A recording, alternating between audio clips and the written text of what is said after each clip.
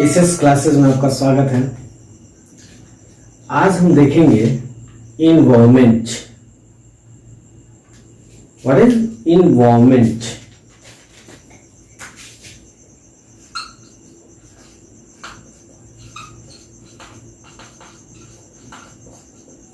Environment and the component present in environment.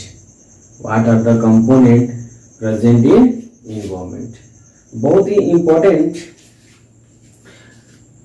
आपका है environment, पर्यावरण। हम लोग क्या बोलते हैं? हमारे सराउंडिंग में the things present around us comes under environment. किसी भी living organism, non living organism के ऊपर क्या होते हैं? डिपेंडेंट होते हैं, माइक्रो ऑर्गेनिज्म प्रेजेंट होते हैं। यानी कि लिविंग और नॉन लिविंग ऑर्गेनिज्म जो हमारे सराउंडिंग में प्रेजेंट हैं वो किसके अंतर्गत आते हैं? इन्वायरमेंट के अंतर्गत आते हैं। तो चलिए इस टॉपिक को शुरू करते हैं। और शुरू करने से पहले अगर आप हमारे चैनल पे नए हैं तो प्लीज हमारे चैनल को सब्सक्राइब करें, लाइक करें, कमेंट करें और बेल आइकन को दबाना ना भूलें। तो चलिए शुरू करते हैं इन्वायरमेंट। तो इन्वायरमेंट क्या बोल सकते हैं हम लोग? The living and non living things present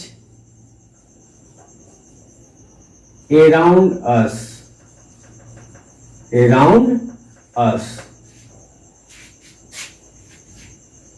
जो भी लिविंग और नॉन लिविंग थिंग्स प्रेजेंट है हमारे सराउंडिंग में वो किसके अंतर्गत आएंगे? इन्वायरमेंट के अंतर्गत आएंगे। What are the component? अगर हम बात करें कि इन्वायरमेंट जो है, इन्वायरमेंट को हम इकोसिस्टम भी बोल सकते हैं।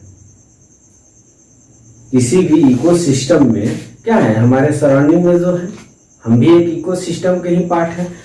तो अगर कंपोनेंट की बात करें कि component of environment,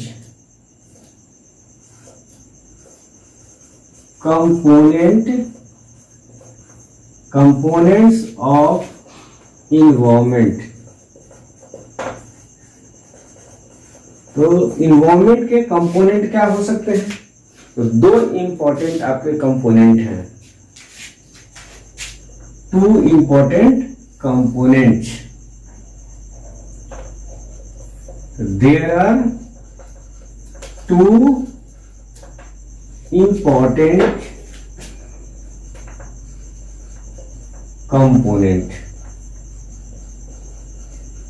components. First, biotic component, and second, abiotic component. Biotic means living component। क्या हम बोलेंगे? Living component. और हम बोल सकते हैं living component. Abiotic factor, non living component. क्या होंगे? Non living component. यानी कि हमारे सराउंडिंग में जो भी आपका लिविंग ऑर्गेनिज्म प्रेजेंट है वो क्या है? बायोटिक कंपोनेंट है। ये बायोटिक कंपोनेंट जो भी नॉन लिविंग ऑर्गेनिज्म प्रेजेंट है। बट यहां पे हम बात करेंगे वैसे नॉन लिविंग कंपोनेंट का जो किसी भी लिविंग ऑर्गेनिज्म के सर्वाइवल के लिए जरूरी है। अ फैन, ये भी क्या है? Non living things. Without fan we can survive or not? We can survive. हम फैन के बिना सर्वाइव कर सकते हैं। But in the absence of sunlight we can't survive। ये जो सनलाइट है वो क्या हुआ, एक बायोटिक कंपोनेंट है, लेकिन ऐसा एक बायोटिक कंपोनेंट है जिसके बिना इस अर्थ पे लाइफ जो है वो सरवाइव नहीं कर सकता। तो ऐसे ही ए बायोटिक कंपोनेंट के बारे में हम डिस्कस करेंगे। तो देख लेते हैं कि ये बायोटिक कंपोनेंट जो है लिविंग ऑर्गेनिज्म, ये जो है ये मेनली आपके 3 कैटेगरी के हैं, 3 कैटेगराइज किया गया है 3 पार्ट में बायोटिक कंपोनेंट। मेनली 2 हम बोल सकते हैं, फर्स्ट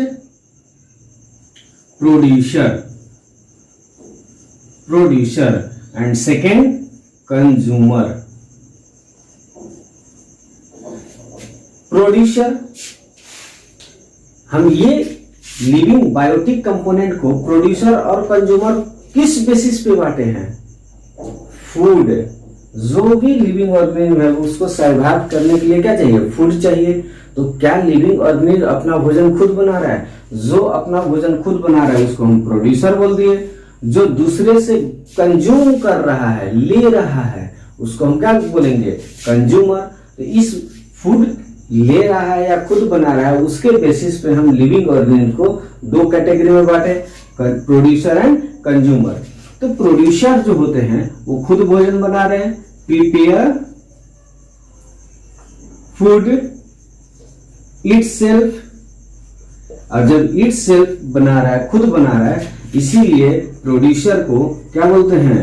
ऑटोट्रॉप्स। क्या बोलेंगे? ऑटोट्रॉप्स। और इस ऑटोट्रॉप्स के एग्जाम्पल क्या है आपका? प्लांट्स। जितने भी प्लांट्स हैं वो किसके अंतर्गत आएंगे? ऑटोट्रॉप्स। ऑटोट्रॉप्स बोले जाएंगे। क्यों? क्योंकि वो अपना भोजन खुद बना रहे हैं। अब कंज्यूमर, तो जो कंज्यूमर है वो फूड क्या करेगा? दूसरे से कंज्यूम करेगा। अब कंज्यूम करने का सोर्स अलग हो सकता है, चाहे वो प्लांट से कंज्यूम कर सकता है, एनिमल से कंज्यूम कर सकता है, या डेड एंड डिकेइंग मैटर से कंज्यूम कर सकता है।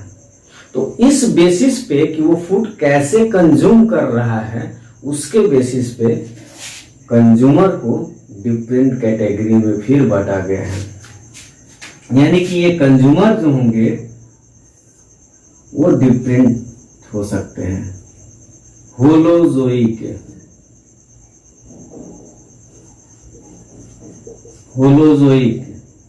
Second parasitic, saprophytic. ये आपके डिफरेंट टाइप के कंज्यूमर हो सकते हैं।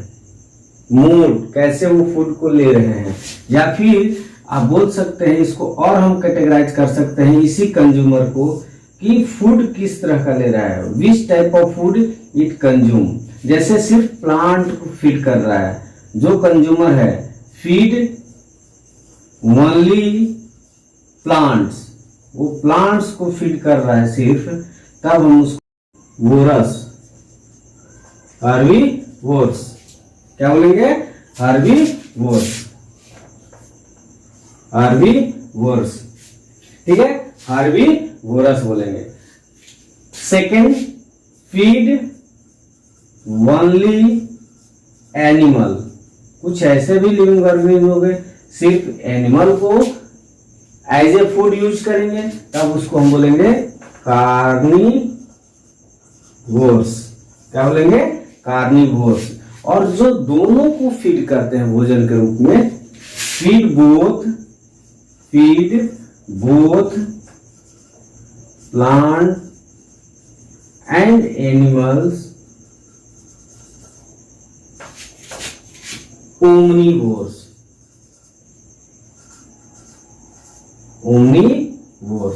ये आपका कैटेगरी हुआ लिविंग ऑर्गेनिज्म का। इस बेसिस पे फूड के कंज्यूम कैसे कर रहा है उसके बेसिस पे, type of food that living organism consume, heterotrophs consume. Food किसे फीड कर रहा है उसके बेसिस पे हर्बीवोरस, कार्निवोरस, ओमनीवोरस।